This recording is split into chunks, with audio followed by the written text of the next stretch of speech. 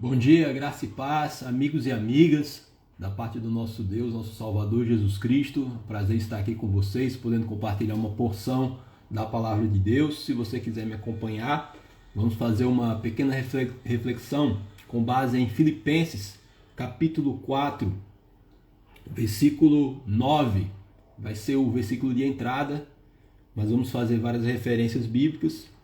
O que também aprendestes e recebestes e ouvistes e vistes em mim, isso praticai, e o Deus da paz será convosco. Uma palavra aqui de Paulo. Queria falar um pouco sobre as motivações de Paulo, sobre esse seu ministério e destacando algumas características desse caráter de Paulo que nos inspira, né, ainda hoje. Nós sabemos que Jesus Cristo é o modelo absoluto de vida, mas existem cristãos, né, que o Senhor presenteou, né, com os quais o Senhor presenteou sua igreja, né, que nos inspiram, né, que nos motivam, né, a melhorarmos, a vivermos em constante aperfeiçoamento. E um desses cristãos, na verdade, sem dúvida, é Paulo. Né? Paulo ele era um homem muito intenso no seu ministério, né, e movido, claro, pelo Espírito Santo, mas também sabemos que qualquer pessoa que se aplique a sua vida, né, para a glória de Deus vai fazê-lo por uma decisão, né, própria, porque nós temos essa liberdade. Então Paulo decidiu ser um homem de Deus, decidiu ser um homem completamente aplicado nas coisas do reino de Deus, né, e fez isso com muita excelência, né? E eu queria destacar aqui alguns tópicos. Então, uma das características de Paulo é que ele não procurava vantagem pessoal. Isso fica bem destacado, tanto nas suas epístolas, como também nas narrativas de Atos. Tem uma passagem em Atos que Paulo está na cidade de Mileto e ele chama os presbíteros de Éfeso. Foi uma igreja que ele supervisionou. E nessa passagem ele dá várias instruções aos presbíteros, e uma das coisas que ele fala é que ele não cobiçou nem prata e nem ouro. Ele trabalhou com suas próprias mãos, né, para o seu sustento, para ajudar aos outros, porque ele aprendeu de Jesus Cristo. Mais bem-aventurado é dar do que receber. Ele conclui a sua mensagem dizendo que é mais feliz aquele que dá do que o que recebe. Então não foram apenas palavras de Paulo, não é? A sua vida foi orientada por esse princípio, não é? Nos ocupamos mais em dar do que receber, porque na verdade é difícil você ser cristão quando existe uma expectativa desproporcional de recompensa terrestre ou por parte dos outros, né? Não faremos nada no reino de Deus, não faremos nada enquanto cristãos se tivermos esse foco, não é, na recompensa que vamos receber, na contrapartida e mesmo até no agradecimento das pessoas. Não é? Não podemos viver condicionados a isso. Podemos sim ter expectativas, porque eu e você, não é, dentro da nossa humanidade, somos seres gregários, né, que dependemos de relacionamentos. O homem não apenas vive, não é, ele convive. Então nenhum homem é uma ilha, nós precisamos uns dos outros, nós convivemos, nós nos espelhamos também no outro, nos vemos através dos olhos dos outros, da reação dos outros. Isso são mecanismos de formação da nossa identidade, né? Faz parte. Só que nós não devemos viver na dependência disso, né? Ah, não me reconheceram, não me agradeceram, sabe uma coisa, já estou desistindo. Então a gente não desembarca assim dos propósitos do reino de Deus com tanta facilidade, porque temos uma carreira que nos está proposta, né? E Paulo tinha essa consciência. Então ele falou, olha, mais bem-aventurado é dar do que receber, e eu nunca cobicei prata e ouro de ninguém. Pelo contrário, eu trabalhei e contribuí, não é, para os outros. Lá em 1 Coríntios e também na segunda epístola aos Coríntios, você vai notar que Paulo está lidando com uma igreja que tinha alguns problemas e tinha uma imaturidade, né, muito explícita.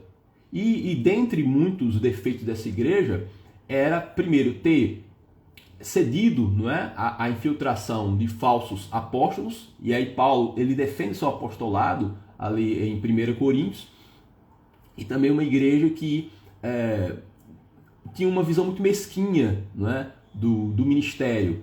Então, Paulo teve que se privar de ser sustentado por essa igreja para que não houvesse, não é, um falatório geral ali na comunidade. Você vai encontrar isso em 2 Coríntios e também em 1 Coríntios. Então, por exemplo, em 1 Coríntios capítulo 9, Paulo fala sobre o sustento pastoral, que é, na verdade, o mandamento do Senhor. Ele fala, você não pode atar a boca do boi enquanto ele pisa o trigo. Também o Senhor ordenou aquele que prega o evangelho, que viva do evangelho. Não só eu, será que só eu e Barnabé não temos o direito de não trabalharmos e nos dedicarmos exclusivamente ao reino de Deus e ter uma mulher irmã ao nosso lado? Só que eu renuncio todas essas coisas para não dar, nenhuma chance, nenhum tipo de falatório para vocês, porque vocês não têm maturidade para isso. E ele fala, e não quero mesmo, porque ninguém vai me tirar essa glória, porque eu anunciei o evangelho de Jesus Cristo para vocês de graça. Então ele registra isso em 1 Coríntios capítulo 9, porque é um homem que ele não buscava vantagem pessoal. Lá em 2 Coríntios ele também fala, olha, não é assim que funciona. Não são os filhos que entesouram para os pais, mas sim os pais que entesouram para os filhos. São os pais que deixam o legado, e que enriquecem os seus filhos. Ele tentando dizer isso, eu também não tenho nenhuma expectativa de obter bens materiais de vocês, porque eu estou aqui para servir. E isso tem que ser uma constante na sua vida, na minha vida também. Nós, assim como Jesus Cristo, nós somos chamados para enriquecer a muitos. Jesus Cristo disse, nos ensinou, Paulo, através de Paulo, que ele, sendo rico, se fez pobre para que por meio da sua pobreza enriquecesse a muitos. Então a nossa vida precisa ser semente, começando na nossa casa, no nosso lar. Se tivermos intenções egoístas na nossa casa, se tivermos sempre uma fatura pronta para apresentar para o nosso cônjuge, para os nossos filhos, por causa das nossas grandes realizações por eles, mas você não reconhece, veja que pessoa tão dedicada eu fui e por fim não fui reconhecido. Então esse tipo de discurso, na verdade, desgasta os relacionamentos. Se fizermos qualquer coisa, assim como foi com Paulo, façamos apenas por amor, porque o combustível do amor é o próprio amor. Não existe nenhuma motivação para amar senão amar, como sabemos. E assim foi com Jesus Cristo e assim foi com esse homem, Paulo.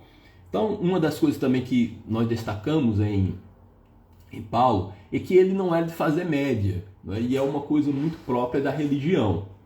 Ele não dedicava a sua vida a dissimulações e a hipocrisias. Uma das passagens que nós podemos destacar, talvez alguns aqui conheçam, lá na Epístola aos Gálatas, Paulo narra a sua obrigação, ele foi obrigado a fazer isso, a repreender Pedro. Porque Pedro, ele tinha um relacionamento com os gentios até um dado momento. Ele comia, ele bebia, ele superando aquele obstáculo, o muro de separação entre os judeus e os gentios, porque Jesus Cristo, por meio do sangue da sua cruz, ele unificou os povos, como está escrito. Agora não existe nem judeu, nem grego, nem homem, nem mulher, nem escravo, nem livre, porque todos somos um em Cristo. Está escrito. Então ele, nesse clima, vivia em confraternização. Só que aí veio uma turma judaizante, judeus, que mais rigorosos em relação às questões da lei, de privar o judeu de não ter relacionamento com os gentios, considerando o efeito contaminante do gentio sobre o povo de Deus. Ainda havia essa ideia, E quando eles vieram, Pedro, conhecendo a turma, se apartou desses irmãos, que ele já convivia muito bem, viviam fraternalmente, e aí Paulo soube dessa história. E ele repreendeu a Pedro publicamente, lembrando que Pedro era uma das colunas da igreja, um homem de grande influência. Mas Paulo, ele viu a necessidade de não fazer média, de já tentar matar aquele mal pela raiz, porque a hipocrisia e a dissimulação foram dos pecados mais combatidos por Jesus Cristo. Você que lê a palavra de Deus, você que lê os evangelhos já percebeu isso. Como Jesus Cristo, ele tratava sim na luz os pecados outros das pessoas, mas Em geral, não é, a hipocrisia, a dissimulação, ele tratava até com desdém, não é, e com muito rigor, porque isso tem um fermento, não é, que contamina a igreja. E ele falou, você é judeu, não é, e vive como gentio, e agora você quer obrigar os gentios a viverem como judeus? Então, nós somos um em Cristo, nós somos uma só igreja. Então, toda essa parte de cerimonial, ela caiu pela cruz do Calvário em Cristo Jesus. Então, ele combateu, na verdade, a dissimulação. E lá, já no início da carta, ele fala isso. Olha, eu procuro agora o favor de homens ou o favor de Deus? Porque se eu quiser agradar a homens, eu não posso ser discípulo de Cristo.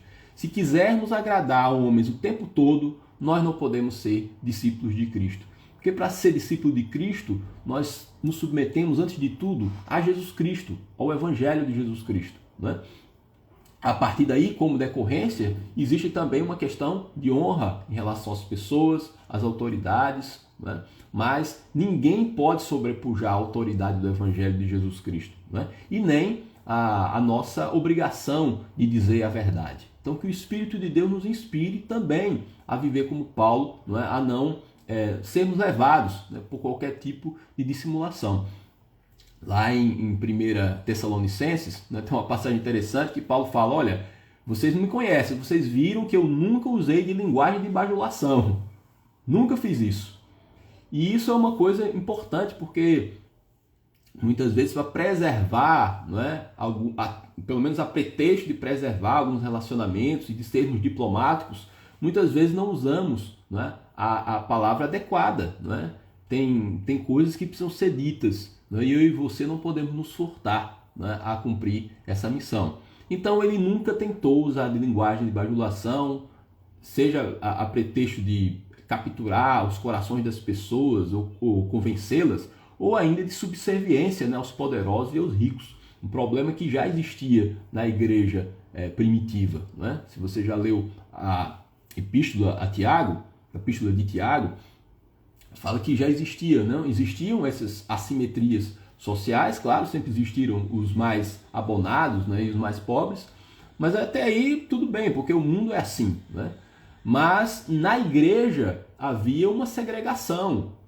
Quando chegava alguém, né, com sinais visíveis de riqueza, elas eram tratadas com honra. Então sente no lugar de honra. Quando chegava um pobre andrajoso, diziam, senta aí no chão, fica aí. Então, Tiago fala, vocês estão sendo tomados de perversos pensamentos. Não foi isso que o Senhor Jesus nos ensinou. Ele, sendo rico, se fez pobre para nos enriquecer. Não é? Então esse tipo de segregação, na verdade, é dissimulação, é hipocrisia, é o mal da religião. E Paulo tinha, né, essa ocupação em trazer as questões, né, colocar sempre no plano da verdade, né, tirando todas essas camadas, esses filtros que nos impedem, né, de ver as coisas como elas são. Então que o Espírito de Deus nos ajude a vivermos assim, em transparência uns para com os outros. Precisamos falar a verdade uns para com os outros, né? Porque o que nos impede muitas vezes de sermos mais transparentes é justamente um receio da reação do outro. Né? Como o outro vai me enxergar agora? Será que a amizade acabou? Será que agora vai me olhar torto? Né? Mas nós não podemos sacrificar a verdade, né, em nome de uma convivência que na verdade é uma convivência que não é real. Né? Porque se não temos liberdade de tratar as questões na luz, então sequer havia um relacionamento verdadeiro. Né? E outra coisa também que nós destacamos em Paulo é porque ele via, não é, a sua missão sempre acima da sua própria vida. A missão para Paulo, ser cristão, viver para Deus, né, estava sempre acima da sua vida e dos seus interesses imediatos. Você já leu na Epístola aos Filipenses, que ele diz, olha, para mim o viver é Cristo e morrer é lucro. Né? Ele fala nisso num contexto em que ele está preso e ele, por conta da sua fidelidade a Jesus Cristo, por causa do seu testemunho, né, pela firmeza com que ele sustentou a sua fé, ele foi preso e esse fato se tornou conhecido da guarda pretoriana e alguns irmãos se sentiram inclusive incentivados e motivados por esse ato de coragem de Paulo. Ele narra isso. alguns irmãos, por causa do meu exemplo, agora ousam a falar com mais desassombro a palavra de Deus. Porque viram que existe um homem aí que, na verdade, dá a cara a tapa. Um homem que, na verdade, vai na linha de frente e não tem medo. Então, o que fala sobre a autenticidade da minha fé são as minhas atitudes, são a minha coragem de enfrentar os desafios por causa da minha fé, né? Então a vida acaba autenticando as palavras. É o que Paulo está dizendo lá em Filipenses. E ele diz isso: olha, a minha vida não está acima, não é, do meu testemunho, da minha missão. Isso é importante demais nós absorvermos, não é? Até que ponto nós vamos com Cristo, até que ponto nós seguimos, não é, essa estrada com Ele, não é? Até que ponto essa poeira de Jesus Cristo vai sendo jogada em nós que o seguimos, não é? Vamos atrás de Jesus Cristo, não é? E nós fazemos as nossas paradas e deixamos Ele sozinho, daqui a pouco eu te acompanho, agora é o pit stop, não é? Não pode ser assim. Nós devemos viver para Cristo, porque se vivemos, para o Senhor vivemos. Se morremos, para o Senhor morremos. Quer, pois, vivamos ou morramos, somos do Senhor. Assim está escrito, né? Nós somos conquistados por Ele para viver para Ele. Uma passagem também interessante em Atos, que Paulo, quando ele estava indo para Jerusalém, ele parou em Cesareia, e aí tinha um profeta chamado Ágabo. E existe uma profecia chamada profecia mimética, que é uma tradição inclusive do Antigo Testamento. O profeta ele faz gestos e mímicas, né? ou usa objetos, né, para simbolizar uma palavra de Deus. E aí Ágabo, que era já cristão, né, e proferiu essa profecia para Paulo, ele pegou o cinto de Paulo, amarrou as mãos de Paulo, manietou Paulo e falou: olha, em Jerusalém farão isso ao dono desse cinto. E aí tinha os irmãos ao redor, e aí se lançaram no pescoço de Paulo e começou toda aquela choradeira: não vá para Jerusalém, olha aí a profecia de Ágabo, mesmo assim você vai? E ele falou: por que vocês estão me consternando dessa forma? Vocês sabem que eu estou pronto não apenas para ser preso em Jerusalém, mas também para morrer por causa do nome do Senhor Jesus Cristo. Então Paulo mostra essa coragem, esse desprendimento. Está distante de mim, de você, né? Mas nós temos que entender que é o mesmo Espírito que estava sobre Paulo, é o Espírito que está sobre mim e sobre você, né? E nós somos chamados para viver com intensidade a palavra de Deus. Eu quero viver cada vez mais, né, essas realidades, né, com essa paixão, com esse fogo, com esse desafio, né? Se não for para viver assim, então essa mornidão cristã só vai produzir, como está escrito em Apocalipse, né, ânsia de vômito em Deus, né? Nós precisamos ser quentes, assim como foi Paulo, né? É importante entendermos isso. Então, em conclusão, eu e você precisamos procurar bons exemplos, né? Não é à toa que está escrito por Paulo, e Jesus Cristo autorizou, né? Está isso no Novo Testamento: sede meus imitadores, como eu sou de Cristo. Ou como nós lemos aqui, né, no início: o que de mim aprendestes, recebestes, vistes e ouvistes, isso praticai, e o Deus da paz será convosco. Ele fala: veja os meus exemplos, porque esses meus exemplos são exemplos de um cristão. Um homem com erros, com acertos, mas um cristão. Sou eu, sou você, que possamos viver isso, né? Possamos viver um evangelho com mais intensidade, com mais desprendimento, com mais generosidade e amor para a glória do Senhor Jesus Cristo. Que Paulo seja também uma inspiração para mim e para você. Leia as cartas de Paulo, leia Atos, e tenho certeza que o Senhor vai falar muito mais com você em nome de Jesus.